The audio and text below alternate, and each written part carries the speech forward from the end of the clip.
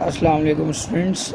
और ये ग्राफ की क्लास है, एक्सरसाइज 11.2 फर्स्ट ईयर मैथमेटिक्स। कुछ बच्चे चाह रहे थे रिवीजन करने के लिए, तो मैंने ये वीडियो सोचा अपलोड कर दूं। देखें, पहला सवाल है, draw the graph of sine theta minus पाए थीटा टू प्लस पाए from the graph, find the value of sine 130 degree.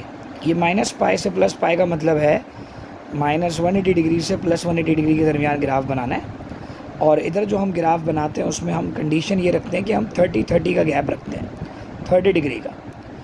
और इसको हम डिग्री में भी लिख सकते हैं, रेडियन में भी लिख सकते हैं, लेकिन अगर आपको गिवन में एंगल डिग्री में दिया जाए तो डिग्री में लिख दीजिएगा, रेडियन में लिख दीजिएगा, दोनों में लिख दीजिएगा, इसमें कोई इशू नहीं है। लेकिन साइन की तमाम वैल्यूज़ आपने कैलकुलेटर से निकालनी पड़ेंगी। जैसे कि साइन की अगर वैल्यू हमें निकालनी है, लेट सपोज साइन -180 डिग्री, तो अगर डिग्री में निकाल रहा हूँ तो it should be calculator first of all जो है वो आपका डिग्री में कन्वर्ट हुआ हो।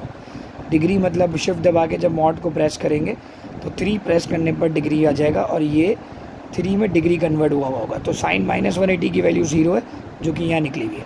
इसी तरीके से जब हम आगे निकालेंगे वैल्यूज़, लाइक साइन 30 डिग्री की वैल्यू निकालेंगे, तो साइन 30 डिग्री 0.5 है। इसी तरह तमाम वैल्यूज़ आप निकालेंगे और इसे फिर ग्राफ के अंदर लेके चले जाएंगे। ग्राफ के अंदर ये जो एंगल होगा, हमेशा याद रखिएगा, ये एंगल हमेशा एक्स एक्सिस पर आएगा। पॉजिटिव एंगल जिस तरफ, नेगेटिव एंगल जिस तरफ, सब में 30-30 डिग्री का गैप होगा। रेडियंस में लिखे जाएंगे। और क्योंकि y की वैल्यू मैक्सिमम जो जा रही है, y की वैल्यू मैक्सिमम 1 तक जा रही है, तो हमने हर 5 स्मॉल बॉक्सेस के गैप से 0.1 यूनिट कंसीडर करना है और ये मैक्सिमम 1 तक जाएगा, जिसका स्केल ऊपर लिखना लाजमी है। ये ऊपर स्केल लिखा हुआ है, ये लाजमी स्केल लिखना है। और ये y की नेगेटिव वैल्यू से ही नीचे आएंगे। उसके बाद हम प्लॉटिंग करना शुरू करेंगे कि -180 डिग्री की वैल्यू जो है वो कितनी है, वो आपके पास 0 है, लेकिन -π/6 की वैल्यू -0.5 है और -2π/3 की वैल्यू 0.8 और 0.9, माइनस का बीच में होगा 0.866, वहाँ पर टिक किया जाएगा। -π/2 की वैल्यू 90 डिग्री यानी -1 होगा, -30 डिग्री फिर 0.866 माइनस का होगा, फिर ये 0.5 माइनस का, फिर साइन 0 की वैल्यू 0 होती है। अब पॉजिटिव की तरफ ग्राफ बढ़ रहा है, तो हमें ये हाथ से स्केच करना है, कोई स्केल से नहीं बनाना। और कोशिश करना है ये नीचे वाला हिस्सा हो, ये कर्व बने, ये चकोर ना बने। और इस तरह हम इसको फिर कर्व ड्रॉ करेंगे और आखिरी में हमारा ग्राफ यहाँ तक जाएगा। ये साइन थीटा का ग्राफ है। लेकिन उसके बाद इन्होंने फाइनली पूछा sine 130 degree value. Sine 130 degree value कैसे निकालेंगे? 130 बेटा कहाँ लाया करता है? 150 और 120 के बीच में।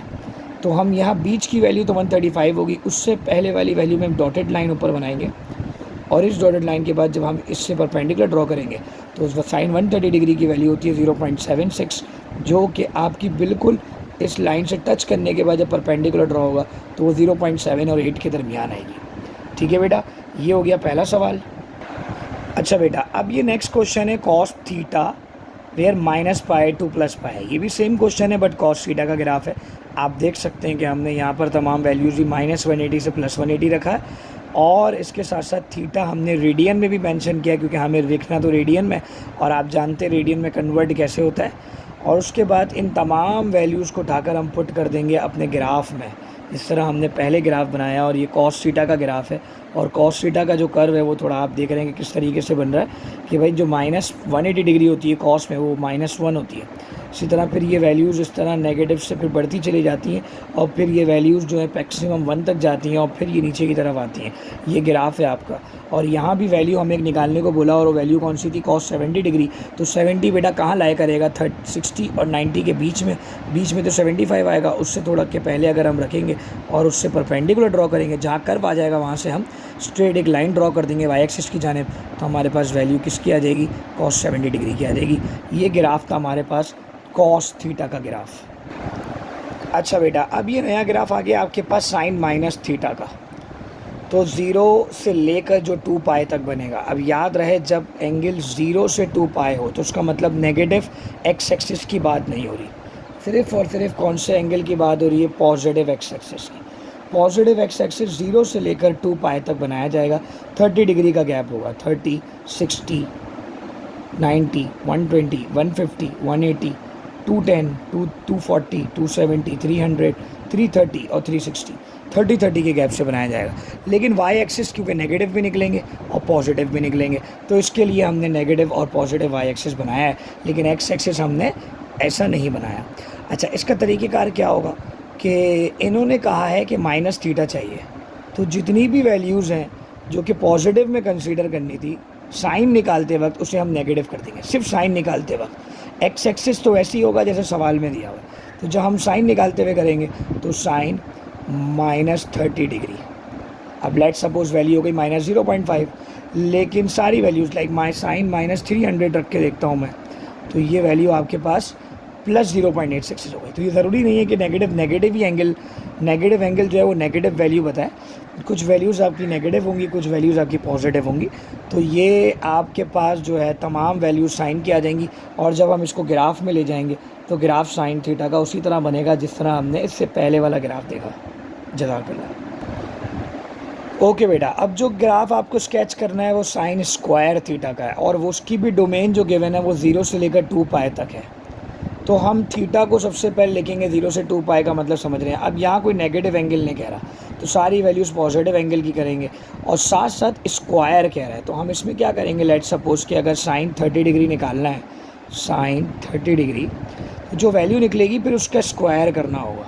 ये इसका स्क्वायर दबाएंगे और इज़ इक्वल टू 0.25, यानी आपका आंसर साइन 30 डिग्री का 0.25 निकलेगा। इसी तरह साइन 60 डिग्री की वैल्यू जो है वो आपके पास जनाब 0.866 होती है, इसका स्क्वायर कर लेंगे तो आपके पास 0.75 बनेगा। इस तरह आप पूरे ग्राफ को बनाएंगे। लेकिन क्योंकि 0 से 2 पाई बनाना है, और इस ग्राफ में एक अहम बात और भी है कि कोई वैल्यू y की नेगेटिव नहीं है, सारी की सारी वैल्यूज़ पॉजिटिव हैं। तो हम ऐसे ग्राफ में क्या करते हैं, हम इस तरह के ग्राफ में एक्स एक्सिस पहले हम सेंटर से बना रहे थे, वाई नेगेटिव भी ले रहे थे, पॉजिटिव भी ले रहे थे। आप ऐसे कर सकते हो, अगर आप बड़ा ग्राफ बनाना चाहते हो तो आप क्या करो, सिर्फ पॉजिटिव वाई ले लो और पॉजिटिव एक्स ले लो, और फिर ग्राफ बनेगा तो फिर वो एक बड़ा ग्राफ बनेगा। लेकिन आपको स्केल में लिखना पड़ेगा कि 5 small boxes equal to 30 degree, लेकिन यहाँ पर क्या होगा, यहाँ पर 10 स्मॉल बॉक्सेस इक्वल टू 0.1। और फिर उसके बाद जब आप ग्राफ को प्लॉट करेंगे, जैसे 0.25 का पॉइंट कहाँ आएगा, 0.2 और 0.3 के बीच में 0.25 आएगा। सही है जनाब। इसी तरीके से 0.866 इसका आएगा 9 और 8 के बीच में, लेकिन क्योंकि 0.75 है तो 7 और 8 के बीच में 75 आएगा।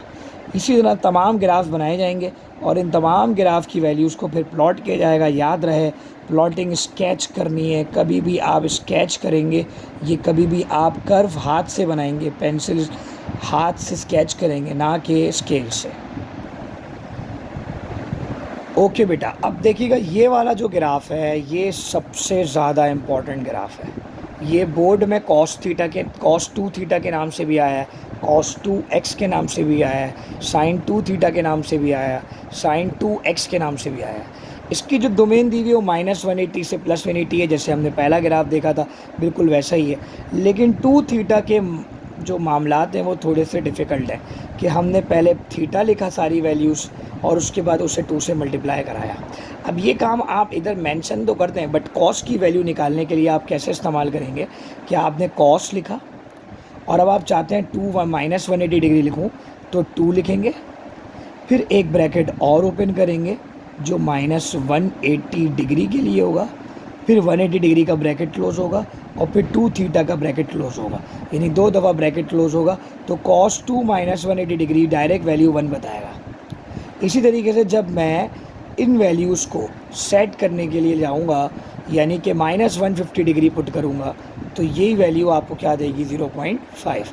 तो ये वैल्यू कैलकुलेटर में इस तरह निकाली जा सकती है, ये मैंने आपको तरीका समझा दिया। अब आप देख रहे हैं कि सारी वैल्यूज़ 1 और -1 के बिटवीन है, तो आप देखिए हम यहाँ पर पॉजिटिव एक्स भी बनाएंगे, नेगेटिव एक्स भी बनाएंगे, पॉजिटिव वाई भी बनाएंगे, नेगेटिव वाई भी बनाएंगे, और इस तरह का कर्व हमारे पास cos 2 थीटा का ड्रॉ होगा। तो मैं जान सकता हूँ और ये ऐसा हो सकता है कि आप sin 2x का ग्राफ जब बनाएंगे तो वो भी कुछ इस तरह का तो नहीं होगा, लेकिन इस sin थीटा की तरह मिलता जुलता होगा। तो ये मैं चाहूँगा कि आप लोग ज़रूर घर में प्रैक्टिस के तौर पर इसको ज़रूर sin 2x को भी ड्रॉ करें।